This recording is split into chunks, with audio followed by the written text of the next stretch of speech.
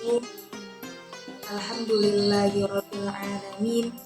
Wassalatu wassalamu ala asrofil anbiya'i wal mursalin Sayyidina Muhammadin wa ala alihi wa sahbihi ajma'in. Rabbi shrah li sadri wa yassir li amri wahlul 'uqdatam min lisani yafqahu qawli. Pertama dan yang paling utama, marilah kita sama-sama mengucapkan puja dan puji syukur kehadirat Allah Subhanahu wa Ta'ala yang telah memberikan kepada kita taufik, ridho dan inayahnya sehingga kita bisa berkumpul di majelis yang insya Allah mulia ini dalam keadaan sehat walafiat. Selanjutnya, tak lupa salawat serta salam marilah kita haturkan kepada Nabi kita, Nabi Agung Nabi Muhammad Sallallahu Alaihi Wasallam dan orang-orang yang berjalan pada jalan ajaran.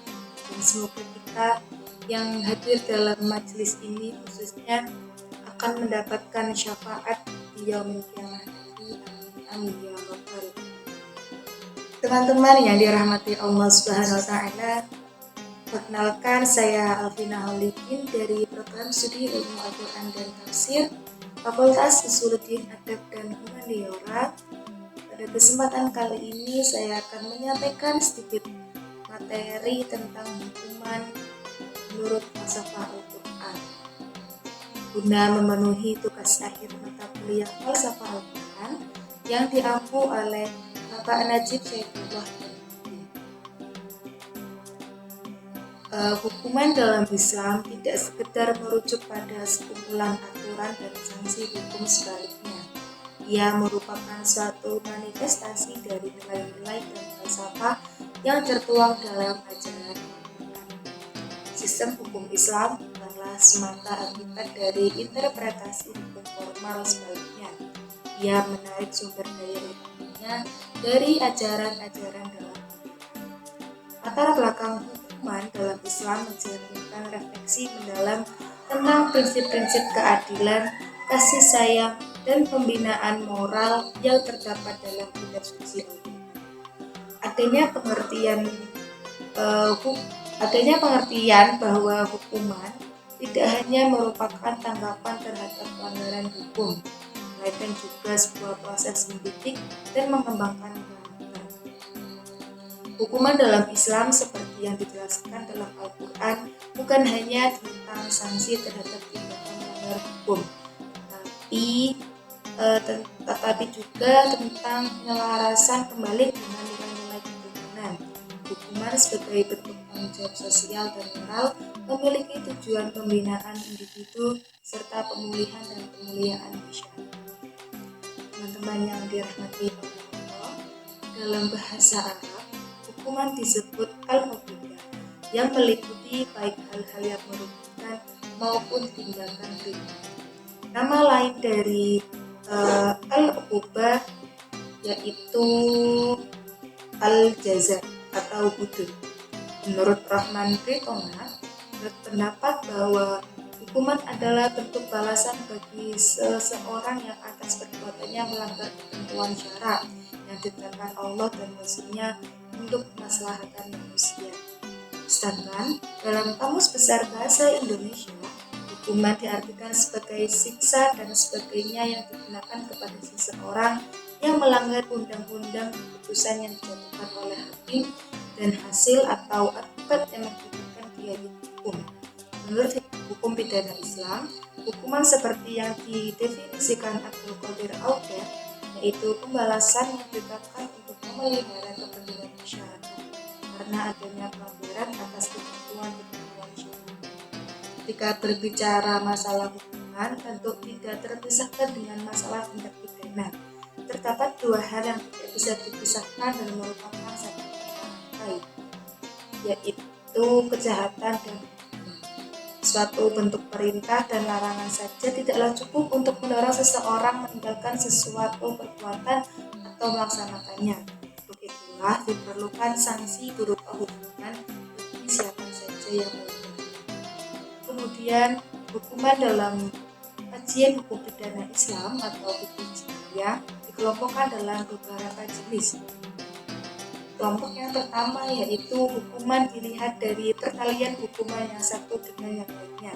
Dalam hal ini ada 4 macam, yaitu hukuman pokok, hukuman yang ditetapkan secara definitif, artinya hakim hanya menerapkan sesuai apa yang telah ditetapkan oleh nas.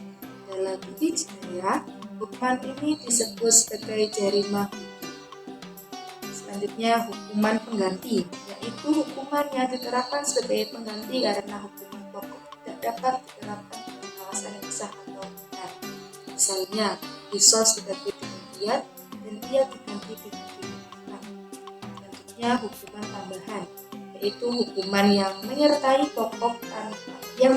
hukuman pokok tanpa adanya keputusan hakim tersendiri.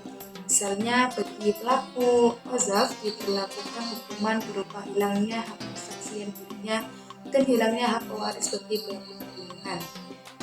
Selanjutnya ada hukuman pelengkap, yaitu tambahan hukuman pokok dengan melalui keputusan hakim secara tersendiri. Misalnya selain dipotong tangannya bagi pelaku pencurian, juga diberi tambahan hukuman dengan dikalungkannya tangan di lehernya. Selanjutnya kelompok kedua dari hukuman yaitu dilihat dari kewenangan hakim dalam memutuskan perkara. Dalam hal ini ada 2 macam. Pertama, hukuman yang bersifat terbatas, yakni ketentuan pidana yang ditetapkan secara pasti oleh nas, atau dengan kata lain tidak ada batas tertinggi dan terendah. Misalnya hukuman denda 100 kali bagi pelaku zina dan hukuman denda 80 kali bagi pelaku pembunuh zina. Kedua, ada hukuman yang memiliki alternatif untuk dipilih. Selanjutnya kelompok yang ketiga yaitu hukuman dilihat dari objek.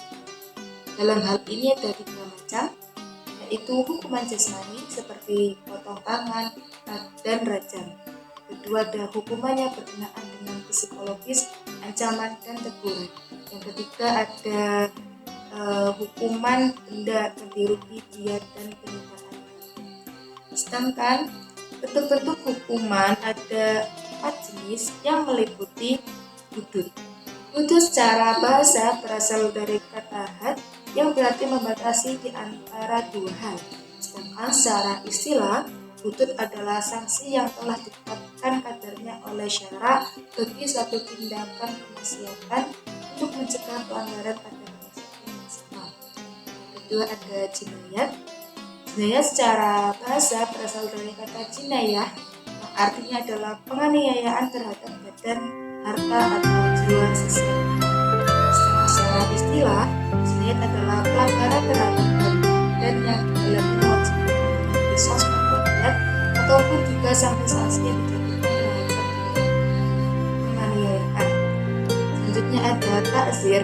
Takzir dari kata al-manu yang artinya adalah pencegahan.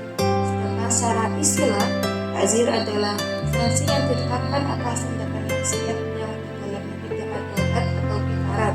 Jadi takzir ditetapkan bagi kejahatan yang dalam syara dan ditetapkan hukuman sanksinya. Hukum syara telah memberikan kewenangan berupa hak untuk sanksi takzir pada khalifah maupun secara mutlak. Jadi akan dikembalikan kepada sang khalifah kondisi atau keadaan dari seseorang yang harus ia jatuhi hukuman. Yang keempat ada mukhalafat. Menurut Abdurrahman Al-Maliki mengatakan bahwa mukhalafat adalah tidak sejalan dengan pemerintah atau larangan yang telah ditetapkan negara. Negara diatur oleh seorang khalifah dan dalam Islam seorang khalifah tidak boleh menghalalkan yang haram, mengharamkan yang halal, dan hanya melaksanakan aktivitas melakukan urusan rakyat dan mengatur kemaslahatan rakyat sesuai. Teman-teman yang dimuliakan oleh Allah, dalam Al-Quran banyak ditemukan istilah-istilah yang berhubungan dengan hukuman. Ada beberapa ayat Al-Quran yang membahasnya seperti dari surat At-Taubah ayat 39, surat Al-A'raf ayat 134, dan surat Al-Maidah ayat 30. Kemudian, apa sih tujuannya adanya tujuan hukuman dalam Islam disebut dengan al-Zuriyat al-Khamas atau al-Quriyat al-Khamas. Disebut pula dengan maqasid asy-syariah, yaitu 5 tujuan utama hukum Islam yang telah disepakati bukan hanya dari ulama Islam, melainkan juga oleh keseluruhan agamawan. Kelima tujuan utama itu yaitu yang pertama, memelihara agama, memelihara jiwa, memelihara akal, memelihara keturunan atau keturunan, dan memelihara harta. Lalu tujuan lain dari penetapan dan penerapan hukuman dalam syariat Islam ada pencegahan, perbaikan, dan pendidikan kemaslahatan masyarakat.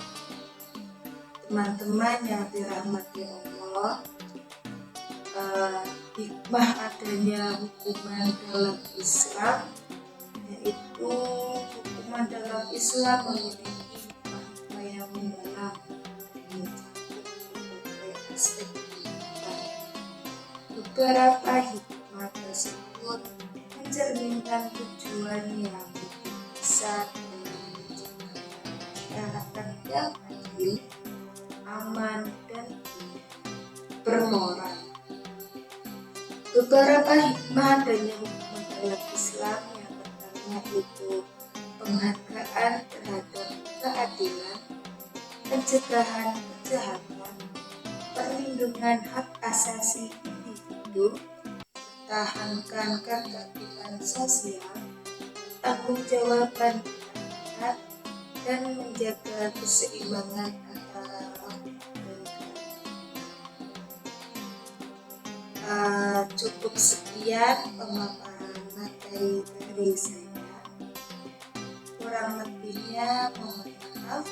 Wallahul muwaffiq ila aqwamit thoriq. Wassalamualaikum warahmatullahi wabarakatuh.